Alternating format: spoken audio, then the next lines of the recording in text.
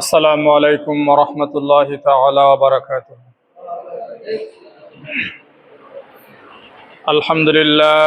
আলহামদুলিল্লাহি ওয়াহদা ওয়াসসালাতু ওয়াসসালামু আলা মান লা নাবিয়্যা বা'দা ওয়া আলা আলিহি ওয়া আসহাবিহি ওয়া বারাক ওয়া সাল্লাম। ফাকাদ ক্বালা আল্লাহু সুবহানাহু ওয়া তাআলা ফি কালামিহিল মাজিদ ওয়া ফি ফুরকানিহিল হামিদ। আউযু বিল্লাহি মিনাশ শাইতানির রাজীম। يا أيها الذين آمنوا اتقوا الله ولتنظر نفس ما قدمت لغد واتقوا الله إن الله خبير بما تعملون. صدق الله العظيم. وقال رسول الله صلى الله عليه وسلم من قال لا إله إلا الله فدخل الجنة أو قال عليه الصلاة والسلام. আলহামদুলিল্লাহ, সমস্ত প্রশংসা সেই মহান রব্বুল আলামিনের জন্য, যিনি আমাদেরকে পবিত্র জুমাবারে যথাসময়ে যথানিয়মে মসজিদে আসার তৌফিক দান করেছেন। সেই রব্বুল আলামিনের দরবারে শুকরিয়া আদান বলি আলহামদুলিল্লাহ। সেই সাথে লক্ষ লক্ষ কোটি কোটি দরিদ্রের হাদিয়া পাঠাই গুনাহগার উম্মতের কান্ডারি নবী, সর্বশেষ নবী, খাতামান নবীন, শাফিউল মুজনিবিন হযরত মুহাম্মদ রাসূলুল্লাহ সবাই পড়ি সাল্লাল্লাহু আলাইহি সাল্লাম। সেই নবীজির পবিত্র রওজা আকদাসে লক্ষ লক্ষ কোটি কোটি দরিদ্রের হাদিয়া। সম্মানিত হাজিরিন, আলহামদুলিল্লাহ, সম্মানিত হাজিরিন, আজকের আলোচনার যে বিষয়, এটা খুব সেনসিটিভ একটা বিষয়। আমরা যে বিষয় থেকে সব থেকে বেশি আমাদের দরকার, অথচ আমরা এই বিষয় সব থেকে বেশি ভুলে থাকি। মানুষের জীবনে, বিশেষ করে মুসলমানদের জীবনে যে বিষয়কে সব থেকে বেশি গুরুত্ব দেওয়া দরকার, যে বিষয়কে সব থেকে বেশি আমলে নেওয়া দরকার, সেই বিষয়কে আমরা সব থেকে বেশি ভুলে যাই, সব থেকে বেশি অগুরুত্ব মনে করি। আমরা এরকম বিষয়গুলোকে সব থেকে বেশি অবহেলার চোখে দেখি। ঠিক আজকে সেরকম একটি বিষয় নিয়ে, একদম সিম্পল একটা বিষয়, আমরা সবাই জানি, এরপরেও বললাম একটা সেনসিটিভ বিষয়। কারণ এটা পৃথিবীর কোনো বিষয় নয় যে আপনি বিপদে পড়বেন, আপনি অমুক তমুক গিয়ে আপনাকে একটু সাহায্য সহযোগিতা করবে। এমন একটা জায়গা যেখানে বিপদ হলে একমাত্র আপনি, আপনার রব ছাড়া এখানে আপনাকে কেউ সাহায্য করার মতো নাই। সম্মানিত হাজরিন, আমরা বুঝতে পারছি সেই বিষয়টা হচ্ছে আমাদের পরকালীন জীবন। সেই বিষয়টার নাম কি? পরকালীন জীবন। আজকে আমরা এই পরকালীন জীবনের পাথেও কি হওয়া দরকার, আমরা মুসলমান হিসেবে আমাদের পরকালীন জীবনের কোন বিষয়গুলোকে নিয়ে চিন্তা করব, কোন বিষয়গুলোকে নিয়ে আমাদের চিন্তা করা উচিত, এই বিষয়ে আজকে অল্প সময়ের মধ্যে খুব গুরুত্বপূর্ণ কয়েকটি কথা বলার চেষ্টা করব। আল্লাহ সুবহানাহু ওয়া তাআলা আমাকে প্রথমে এই কথাগুলোর উপরে আমাকে আমল করার তৌফিক দান করুক। এরপরে আপনাদেরকে আমলের নিয়তে শুনে এই কথাগুলো যেন আপনাদের জীবনে আমূল পরিবর্তন নিয়ে আসতে পারে, আল্লাহর দরবারে সেই আকুতি মিনতি করছি। আল্লাহ সুবহানাহু ওয়া তাআলা আমাদের সবার হকের মধ্যে এই দোয়া কবুল করুক, সবাই বলি আমিন। সম্মানিত হাজিরিন, আমরা প্রত্যেকটা মানুষ এই পৃথিবীতে আসছি। আমরা জানি যে আমরা যারাই পৃথিবীতে জীবন নিয়ে আসছি, কেউ জন্মের পরেই মারা গেছেন, তাদের বিষয়গুলো আলাদা। আমরা যারা পৃথিবীতে জীবিত অবস্থায় জন্মগ্রহণ করে এখন পর্যন্ত আল্লাহ সুবহানাহু ওয়া তাআলা আমাদেরকে জীবিত রেখেছেন, আমাদেরকে নেই আজকের এই আলোচনা। প্রত্যেকটা মানুষ আমরা জানি, আমরা এই আয়াত সবাই জানি, একদম কোরআনের সর্বপ্রথম আউযুবিল্লাহ বিসমিল্লাহ জানার পরে কেউ যদি নামাজ পড়ার জন্য দুই একটা সূরা মুখস্থ করে, এরপরেই যে সে প্রথম যে আয়াতটা মুখস্থ করে বা শুনে মুখস্থ হয় আয়াতের অংশ, সেটা হচ্ছে কুল্লু নাফসিন যায়িকাতুল মউত। পৃথিবীর প্রত্যেকটা মানুষ, প্রত্যেকটা নফস বলা হয়েছে, আসলে মানুষ বলা হয় না, নফস হচ্ছে আত্মা, মানে জীবন। পৃথিবীতে যার জীবন আছে, মৃত্যু তার আসবে। পৃথিবীতে এই মৃত্যুর থেকে সত্য আর কোনো কিছু নাই। চাঁদও সত্য, সূর্যও সত্য, কিন্তু এই সত্যর থেকেও বড় সত্য হচ্ছে মৃত্যু। চাঁদ সূর্য অনেক সময় দেখা যায় মেঘের তলে ডুবে আছে, আমরা দেখি না, তার মানে তো আর মিথ্যে হয়ে যায় না। কিন্তু মৃত্যু এমন একটা বিষয়, এটা প্রতিনিয়ত হর হামেশা আপনি ঘুম থেকে উঠে কানে কোনো না কোনো ভাবে, কোনো না কোনো একটা জায়গায়, কোনো না কোনো গ্রামে, কোনো না কোনো আপনার সমাজের মধ্যে আপনার কানে চলে আসবে একটি শোক সংবাদ, অমুক গ্রামের অমুক ব্যক্তি আর পৃথিবীতে নাই, তার জানাজার নামাজ অনুষ্ঠিত হবে সকলের দাওয়াতেই। তো আমরা এটা সবাই শুনি কিনা? একবার আমাদের চিন্তা করা উচিত, যদি এটা আমার হয়, ঘুমালাম, ঘুম থেকে উঠতে পারলাম না, আমরা ঘুমানোর সময় দোয়া পড়ি, আল্লাহুম্মা বিইসমিকা আমুতু ওয়া আহইয়া হে আল্লাহ আমি আপনার নামে আমুতু মৃত্যু বরণ করতেছি। আমরা এই ঘুম শব্দটার আরবি আরেকটা আছে নাউমুন, নাউমুন মানে ঘুম। আমরা যে আয়াতুল কুরসি পড়ি, লা তাখুযুহু সিনাতু ওয়ালা নাউম, আমরা পড়ি কিনা নামাজের পরে যে আয়াতুল কুরসি পড়ি, আল্লাহ কিন্তু এখানে নাউম শব্দটাকে ব্যবহার করেছেন। কিন্তু এই ঘুমের দোয়ার মধ্যে এই নাউম শব্দটাকে আনুমু শব্দটা ব্যবহার করা হয় নাই, বলা হয়েছে আমুতু। তার মানে ঘুম হচ্ছে একটা মৃত্যুর সমতুল্য। এই মৃত্যু এক প্রকার মৃত্যুর মধ্যে আমরা চলে যাচ্ছি, সেখান থেকে আল্লাহ সুবহানাহু ওয়া তাআলা আমাদেরকে আবার জীবিত করতেছেন। ঘুম থেকে ওঠার পরে আমরা শুকরিয়া দেই, আলহামদুলিল্লাহ, আলহামদুলিল্লাহ আল্লাযী আহইয়ানা বা'দা মা আমাতানা। সমস্ত প্রশংসা সেই রব্বুল আলামিনের জন্য, যিনি আমাদেরকে এক প্রকার মৃত্যুর থেকে আবার জীবিত করলেন, আবার জীবন দান করলেন। সুবহানাল্লাহ। আমরা এটা সবাই পড়ে থাকি, যারা পড়ি না তারা পড়ার চেষ্টা করবো অবশ্যই। সম্মানিত হাজিরিন, আমরা আমাদের আলোচনার দিকে যাই। প্রত্যেকটা মানুষই মৃত্যুবরণ করবে। আল্লাহ সুবহানাহু ওয়া তাআলা বলতেছেন সূরা ইমরানের 185 নম্বর আয়াতে, কুল্লু নাফসিন যায়িকাতুল মাউত, প্রত্যেক আত্মাই পৃথিবীতে মৃত্যুবরণ করবে, মৃত্যুর স্বাদ ভোগ করবে। ওয়া ইন্নামা তুওয়াফাউনা উজুরাহুম ইয়াওমাল কিয়ামাতি, কিয়ামতের দিন তাদের এই পৃথিবীর জীবনে তারা যে কর্ম করেছে সেই কর্মের ফল তারা ভোগ করবে। এরপরে কি হবে? ফামান যুহজিহা আনিন নার, আল্লাহ বলতেছেন কে সফল? সফলতা কার জন্য? কারা সফল হলো? আমরা পৃথিবীতে মনে করি আমার সন্তানকে লেখাপড়া করালাম, আমার সন্তানকে চাকরি দিলাম, আমি সফল। আসলে কি আমি সফল? আমার সন্তানকে পড়াশোনা করালাম, আমার সন্তান ব্যারিস্টার হয়েছে, আমার সন্তান বিসিএস ক্যাডার হয়েছে, আমার সন্তান কলেজের প্রিন্সিপাল হয়েছে, কলেজের লেকচারার হয়েছে, আমি সফল। আমরা মনে করি অমুক ব্যক্তি সফল, তার সন্তান কি হয়েছে? ডাক্তার হয়েছে, তাই না? অথচ আল্লাহ সুবহানাহু ওয়া তাআলা এই বিষয়গুলোকে সফলতার দরজাতেও নিয়ে যান নাই। আল্লাহ বলেন না এগুলো সফলতা। আল্লাহ বলতেছেন ফামান যুহজিহা আনিন নার, সেই কাল কিয়ামতে হাসরের মাঠে সমস্ত বিচার আচার শেষে যে মানুষকে, যাকে আল্লাহ বলতেছেন যাকে যুহজিহা আনিন নার, জাহান্নাম থেকে দূরে রাখা হবে, ওয়া উদখিলাল জান্নাহ, যে ব্যক্তিকে জাহান্নাম থেকে দূরে রাখা হবে তাকে আল্লাহ কি ওখানে বসে রেখে দিবেন? তার মানে জাহান্নাম থেকে দূরে রেখে তাকে জান্নাত দিয়ে দিবেন। ফাকাদ ফাজ, আল্লাহ বলতেছেন ওই ব্যক্তি সফল হলো, ওই ব্যক্তি সফল হলো। পৃথিবীর জমিনে আমাদের সফলতা বলতে কিছু নাই। পৃথিবীর জমি হচ্ছে আমাদের চেষ্টা করার জায়গা, পৃথিবীর জমি হচ্ছে আমাদের শস্য ক্ষেত। আমরা এখানে যেরকম শস্য রোপণ করব, ভবিষ্যতে কাল কিয়ামতে হাসরের মাঠে আমরা সেরকমই পাবো।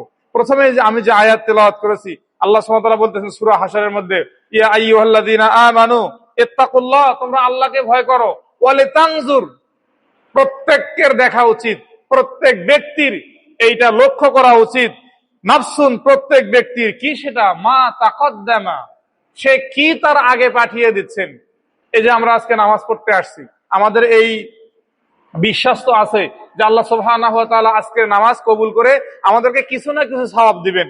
আমাদের নামাজের পরিধি যেমন হবে, আমাদের সওয়াবের পরিধিটাও তেমনই হবে। এই বিশ্বাস আছে তো? এই বিশ্বাস না থাকলে কিন্তু আপনার নামাজ পড়ে লাভ নেই। আপনাকে এই বিশ্বাস নিয়ে নামাজ পড়তে হবে।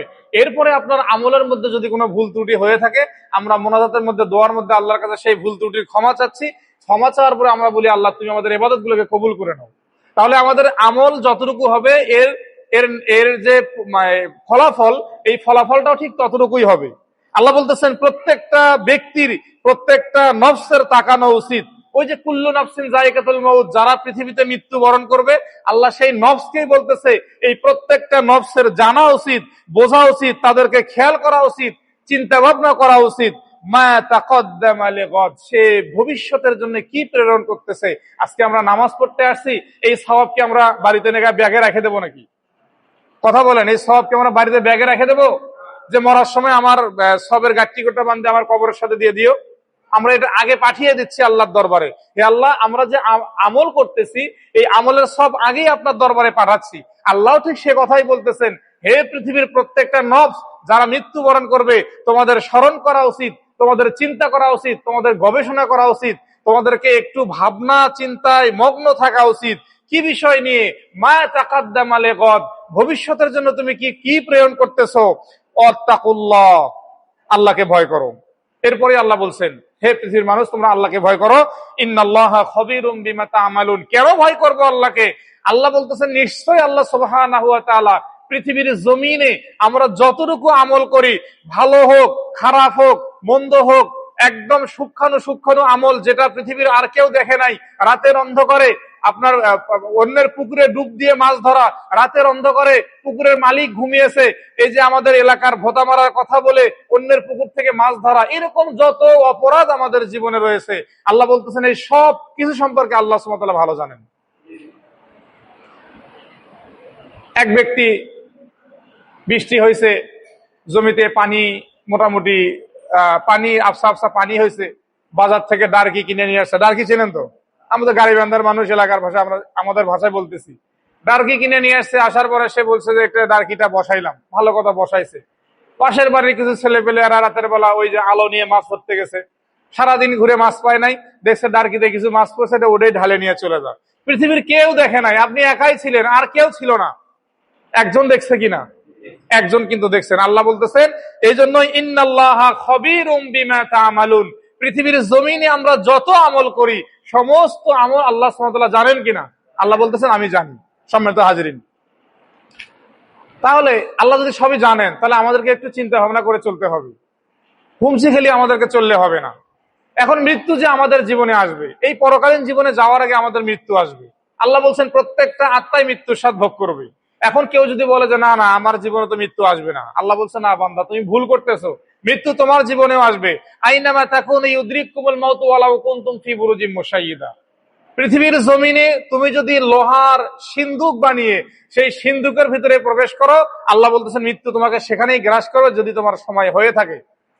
ইজা জা আজালুহা লা ইস্তাখিরুনা সাআতান ওয়া লা ইস্তাকদিমুন, যে ব্যক্তির মৃত্যু আসবে সেই ব্যক্তির মৃত্যু ওই সময় থেকে 1 ন্যানো সেকেন্ড আগেও হবে না, 1 ন্যানো সেকেন্ড পরেও হবে না। সম্মানিত হাজিরিন, তাহলে আসুন এই মৃত্যুর পরবর্তী যে জীবন, মৃত্যুর আগের জীবন তো আছেই। এই জীবনে আমরা কত কি করতেছি, ক্ষমতার বড়াই, ক্ষমতার লোভ, টাকার লোভ, পয়সার লোভ, জমি জমার লোভ, কত লোভ আমাদেরকে গ্রাস করে ফেলতেছে। এই লোভ লালসা থেকে আল্লাহ সুবহানাহু ওয়া তাআলা আমাদেরকে পবিত্র করে কবরে নিয়ে যাবেন। বান্দা, পৃথিবীর কোন লোভী অবস্থায় তোকে আমি কবরে নিয়ে আসবো না, সব লোভ পৃথিবীতে রেখে যেতে হবে। এখন পৃথিবীর জমিনে যদি আমরা লোভ করে থাকি, আমাদের লোভ লালসা থাকে, এটার হিসাব তো পরে হবে। কিন্তু পৃথিবীর জমিনের কোনো অন্যায়, কোনো অপকর্ম আমাদের শরীরের সাথে লাগা অবস্থায় আমরা কবরে কেউ যাই না।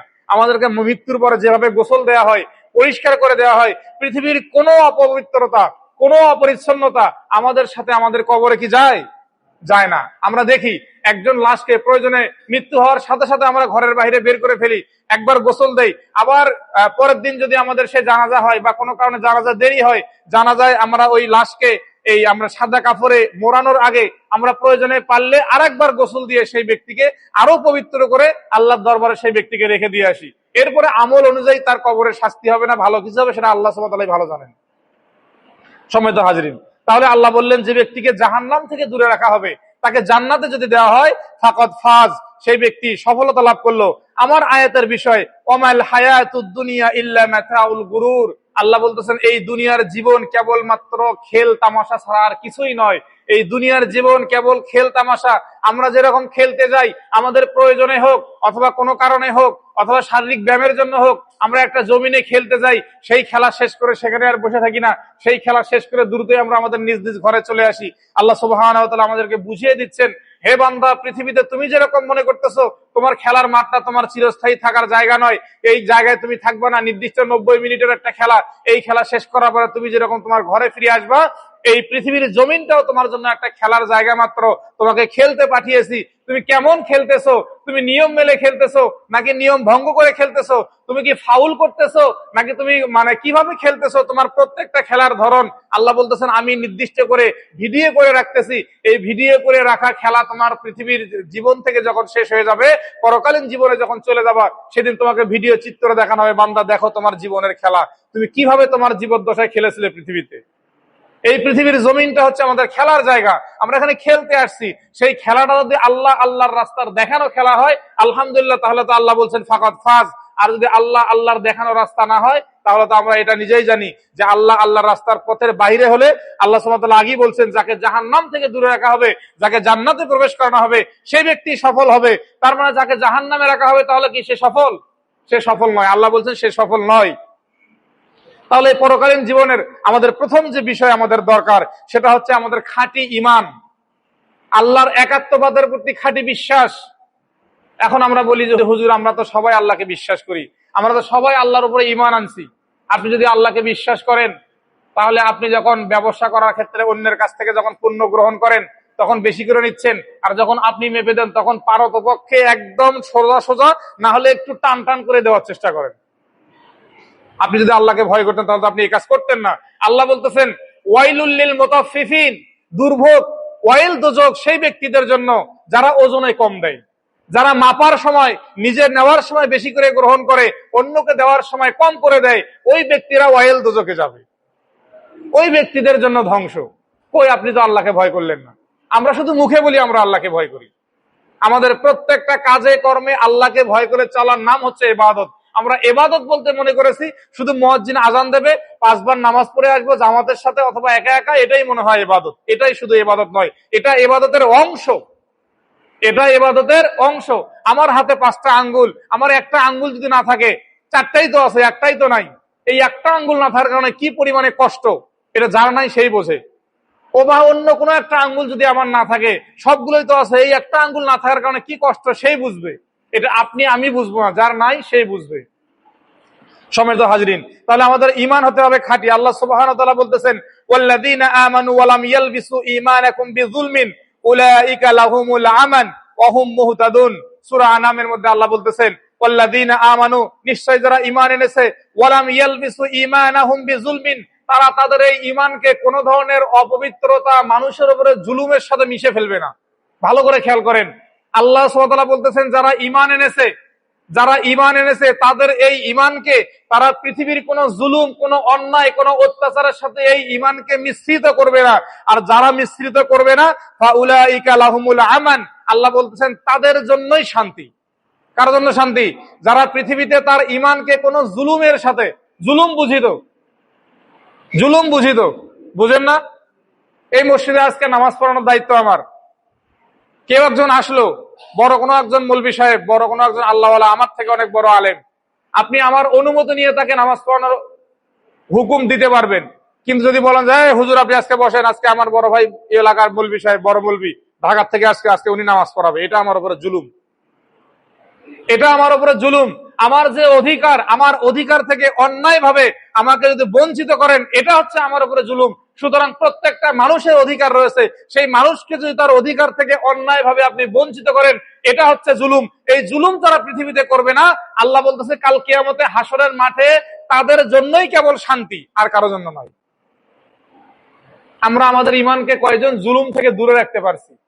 আমরা আমাদের ঈমানকে কয়জন জুলুম থেকে অনেক দূরে রাখতে পারছি? কয়জন জুলুম থেকে আমরা দূরে থাকতে পারি? কোনো না কোনো কারণে আমরা জুলুমের সাথে সংস্পর্শে, জুলুমের সংস্পর্শে চলে যাচ্ছি, আমরা আমাদের ঈমানকে কলুষিত করতেছি। এরপর আল্লাহ কি বললেন? ওয়াহুম মুহতাদুন, এরকম ব্যক্তি যারা, তারাই আল্লাহর পক্ষ থেকে সফল কাম, তারাই হেদায়েত প্রাপ্ত। সম্মানিত হাজিরিন, এরপরে দ্বিতীয় দিক, পরকালীন জীবনের পাথের প্রথমটা অবশ্যই আপনাকে খাঁটি ঈমানদার হতে হবে।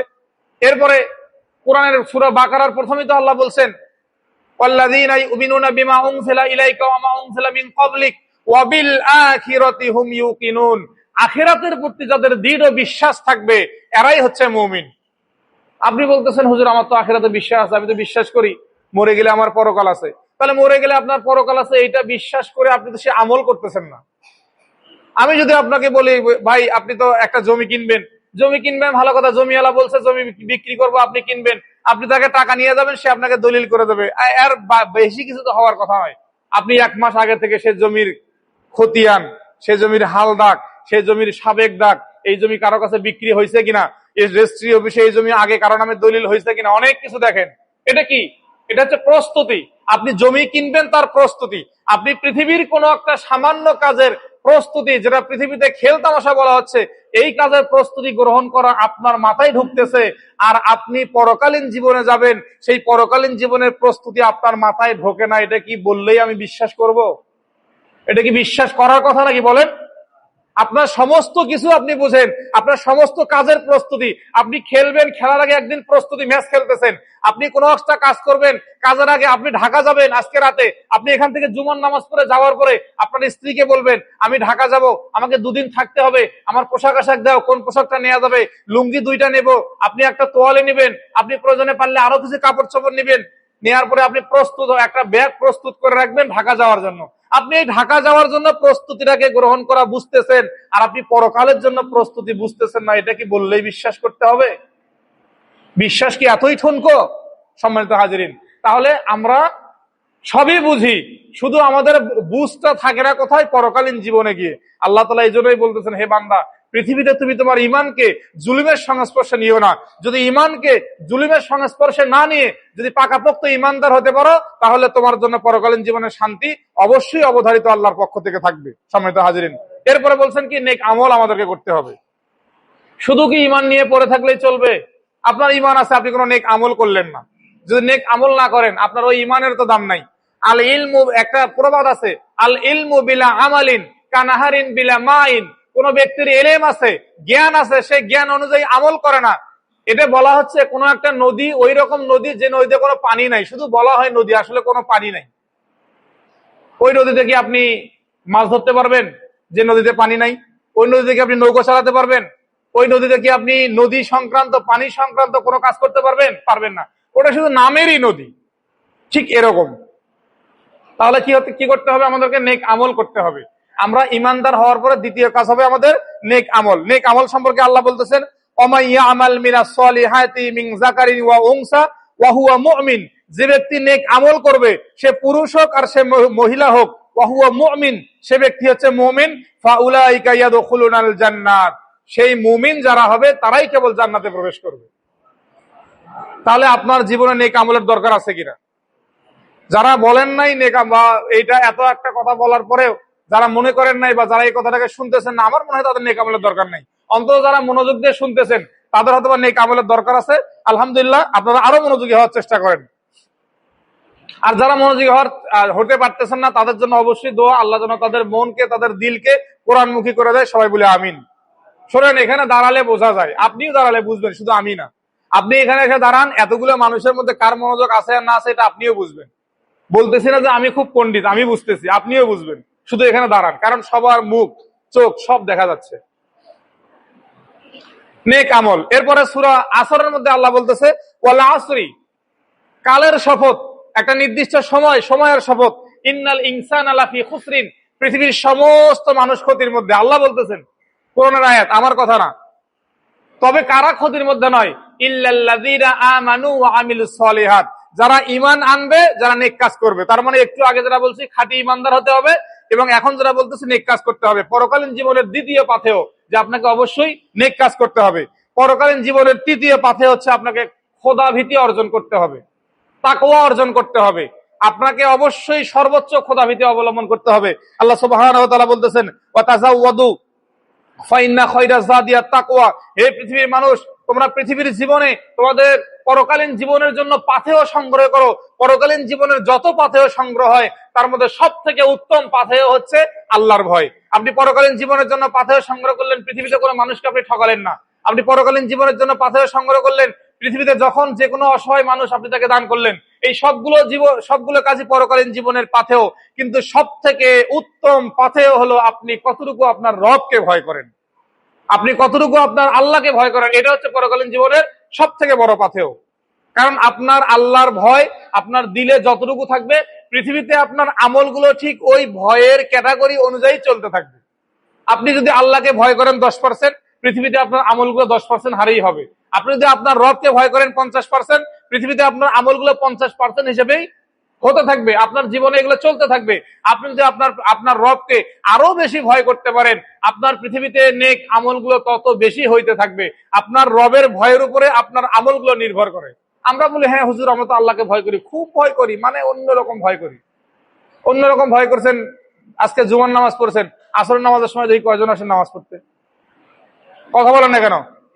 আপনি বলতেছেন আমি আল্লাহকে খুব ভয় করি হুজুর, অনেক ভয় করি, মানে আল্লাহ তো মরে গেলে কি যে করবি হুজুর, কবরের মধ্যে গেলেই নাকি মাটি চারের মধ্যে চাপ মারবে, এত ভয় করেন। এখানে বলতে হুজুর খুব ভয় করি।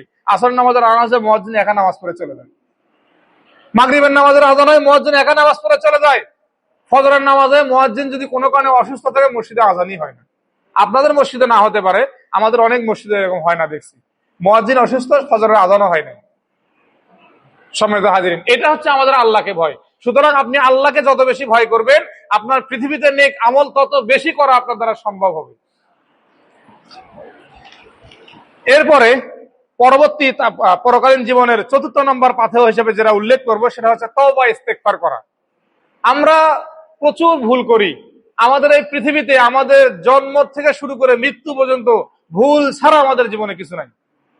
আপনি এখন থেকে চিন্তা করেন তো, আপনার জবে থেকে আপনার বোঝার বয়স যে পর্যন্ত আপনার শৈশবকাল মনে আছে যে আমি ওই বয়সে ওই ক্লাসে পড়ছি, ওই সময় এটা হয়েছে, এই বয়স থেকে শুরু করে এখন থেকে আপনি নিজে খাতা কলম নিয়ে বসেন, দেখবেন আপনার জীবনে ভালো কাজের থেকে ভুলের সংখ্যাই বেশি। কি কথা মিথ্যা বলছি নাকি? আপনি আমার সবার জীবনে যদি আমরা হিসাব করতে বসি, আমাদের ভালো কাজের থেকে ভুলের সংখ্যাই বেশি। এগুলো ভুলের জন্য তওবা করতে হবে না? অবশ্যই আমাদেরকে তওবা করতে হবে। কারণ আপনি ভুল করার পরে আপনি এই গুনাহগুলো করে যদি তওবা না করেন, এই গুনাহ তো আল্লাহ তওবা ছাড়া মাফ করবেন না। অবশ্যই আমাদেরকে তওবা করতে হবে। এই জন্য ৪র্থ নম্বর পাথর হিসেবে আমি এটা বলতে চাচ্ছি যে আপনারা অবশ্যই তওবা করবেন। আল্লাহ বলতেছেন ওয়াতুবু ইলাল্লাহি জামিআ, হে পৃথিবীর মানুষ তোমরা সবাই আল্লাহর দরবারে তওবা করো। এখানে কারো নাম ধরে বলেন নাই ইমানদার বেঈমান। বেঈমান হলে তওবা করেন, আল্লাহ আপনার কপালে হেদায়েত নসিব করতে পারেন। সবাই তওবা সবাই করতে পারে। একজন যদি বেঈমান হয় সে তওবা করবে না, সে তওবা করে ইমানদার হয়ে যাবে। আর আমরা মুসলমান যারা ইমানদার আছি, আমরা তওবা করবো আমাদের গুনাহ থেকে পরিত্রাণ পাওয়ার জন্য, আমরা আমাদের গুনাহ থেকে সরে যাওয়ার জন্য। এরপরে যেটা উল্লেখ করবো সেটা হচ্ছে উত্তম চরিত্র। এরপরে পরকালীন জীবনের পাথেয় কি? উত্তম চরিত্র। এই পৃথিবীতে আমাদের একটা ইংলিশ প্রবাদ আছে, money is loss, something loss. আপনার টাকা হারাইছে তো সামান্য একটা জিনিস হারাইছে, আপনি 500 টাকা হারাইছে, আপনি পরের দিন 500 টাকা কামাই করতে পারবেন। যদি কোনো মানুষের চরিত্র হারিয়ে যায়, যদি কোনো মানুষের সম্মান একবার হারিয়ে যায়, এই সমাজে যদি কারো একটা সম্মান হারিয়ে যায়, মানুষ যদি কোনো একটা অন্যায় করতে গিয়ে তার সম্মান হারিয়ে ফেলে, আপনি সমস্ত সমাজের মানুষকে আপনি সপ্তাহে নয়, মাসে নয়, আপনি দৈনিক একটা গরু জবাই করে খাওয়াবেন, সকালবেলা খাওয়াবেন, সন্ধ্যার সময় বাজারে গিয়ে বলবে এই কাজটা কি আর করা ঠিক হয়েছে? কথা বলেন না কেন? আপনি 3 বেলা গরুর গোস্তে ভাত খাওয়াবেন মানুষকে, বাঙালি সব থেকে বেশি পছন্দ গরুর গোস্ত, এই গরুর গোস্ত 3 বেলা ভাত খাওয়াবেন, ভাত খেয়ে কুলির পানি ফেলাবে যে জায়গায়, ওখানে গিয়ে বলবে তার কিন্তু এই কাজটা করা মোটেই ঠিক হয়নি। ঠিক কিনা? আমি বানিয়ে বলছি। সুতরাং আমাদেরকে অবশ্যই কি করতে হবে? উত্তম চরিত্রের অধিকারী হতে হবে। উত্তম চরিত্র হচ্ছে পরকালীন জীবনের সর্বোত্তম পাথেয়গুলোর মধ্যে একটি পাথেয়। সম্মানিত হাজরিন, এরপর আমাদের কোরআনের সাথে সংস্পর্শ কতটুকু হবে? কারণ উত্তম চরিত্রের মধ্যে আল্লাহ বলছেন লাকাদ কানা লাকুম ফি রাসূলিল্লাহি উসওয়াতুন হাসানা। আল্লাহর রাসূলের ভিতরে যে উত্তম আদর্শ, যে উত্তম চরিত্র আমরা দেখেছি, এই উত্তম আদর্শ চরিত্র যদি তার উম্মতরা ধারণ করতে পারে, তাহলে তখনই কেবল সে পরিপূর্ণ আল্লাহ রাসূলের উম্মত হবে। তখনই আমরা বিসমিল্লাহি ফিসাবিলিল্লাহি ওয়া আলা মিল্লাতি রাসূলিল্লাহ বলে যখন কবরে রাখবো, তখন ওই লাশের দায়িত্ব স্বয়ং আল্লাহ সুবহানাহু ওয়া তাআলা নিয়ে নেবেন। এরপরে আমাদের কোরআনের সাথে কতটুকু সম্পর্ক? পরকালীন জীবনের পাথেয় কোরআনের সাথে কতটুকু সম্পর্ক আমরা রাখবো? সূরা বনী ইসরাঈলের 9 নম্বর আয়াতের একটি অংশ বলা হচ্ছে ইন্না হাযাল কুরআনা ইয়াহদি লিল্লাতী হিয়া আকওয়াম। এই কোরআন একমাত্র ওই সমস্ত ব্যক্তিদেরকে হেদায়েত দান করবে। এই কোরআন ইন্না হাযাল কুরআন ইয়াহদি লিল্লাতী হিয়া আকওয়াম, এই কোরআন পৃথিবীতে যে হেদায়েত দান করে, এই হেদায়েতের থেকে সঠিক আর কোনো হেদায়েত পৃথিবীর জমিনে আর নাই। সুতরাং কোরআন ছাড়া কেউ যদি অন্য কিছু দিয়ে হেদায়েতের ডাক দেয়, এই কোরআন ছাড়া পৃথিবীতে কেউ যদি দুনিয়াতে কোনো মানুষের দেখানো কথা, কোনো মানুষের দেখানো পথে মানুষকে ডাক দেয়, সেটা কখনো কোনো সত্য পথ হতে পারে না, কখনো কোনো উত্তম পথ হতে পারে না। সম্মানিত হাজরিন, এরপরে হচ্ছে মানুষের হক আমাদেরকে রক্ষা করতে হবে। পৃথিবীতে কোনো মানুষের হক নষ্ট করা যাবে না। যারা পৃথিবীতে মানুষের হক নষ্ট করে, আল্লাহ বলছেন হক দুইটা, একটা বান্দার হক, একটা আল্লাহর হক। বান্দার হক যেটা, আল্লাহর হক যেটা, এটা হচ্ছে আপনি নামাজ কালাম করলেন না, ইবাদত বন্দেগী করলেন, কম করলেন, কখনো বাদ দিচ্ছেন, কখনো করছেন। আল্লাহ বলতেছেন আমি আমার বান্দাকে বিভিন্ন কারণে, তার বিভিন্ন নেক আমলের কারণে এই সমস্ত ছোটখাটো ভুল যেগুলো আছে সব মাফ করে দেব। কিন্তু যে বান্দা আমার পৃথিবীতে কোনো বান্দার হক নষ্ট করলো, কোনো বান্দার অধিকার নষ্ট করলো, ওই বান্দা যদি তাকে মাফ না করে, না করা পর্যন্ত আমি রব তাকে, আল্লাহ বলতেছেন আমি রব তাকে মাফ করতে পারি না। এটা আমার অধিকারের মধ্যে পড়ে না। আমার ক্ষমতা আছে কিন্তু আমি মাফ করব না। যদি মাফ করি ওই বান্দার উপরে জুলুম করা হবে। আজকে আমরা কত মানুষের উপরে বিভিন্ন ভাবে জুলুম করতেছি। আল্লাহ সুবহানাহু ওয়া তাআলা আমাদের সবাইকে পরকালীন জীবনের পাথেয় সংগ্রহপূর্বক আমাদেরকে অন্তত মানুষের উপরে জুলুম করা, অন্যায় করা, মানুষের চরিত্রের সাথে মিথ্যা কোনো শব্দ রটিয়ে দেওয়া, এই সমস্ত কর্মকাণ্ড থেকে আল্লাহ সুবহানাহু ওয়া তাআলা আমাদের সবাইকে ফিরে থাকার তৌফিক দান করুক। ওয়া আখিরু দাওয়ানা আলহামদুলিল্লাহ রাব্বিল আলামিন।